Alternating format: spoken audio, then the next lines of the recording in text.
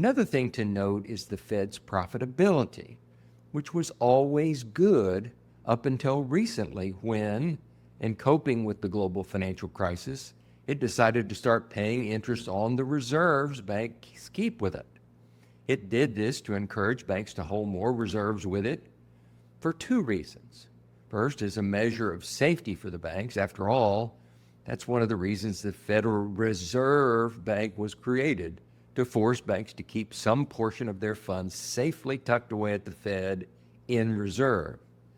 And the second reason is the Fed's belief that paying interest on reserves helps maintain the federal funds rate close to its stated target, which at the time this was enacted was on its path all the way down to 0%. In any event, the Fed used to earn good money, positive earnings, which it passed on to the Treasury. But since September of 2022, it has lost money. The Federal Reserve loses money because it pays this interest, currently 4.4% interest rate, something it calls the IORB, or the interest on reserve balances rate, on the bank's reserves. At the very least, it means the Treasury is no longer receiving a nice chunk of revenue each year as the Fed's earnings are dividended up to it.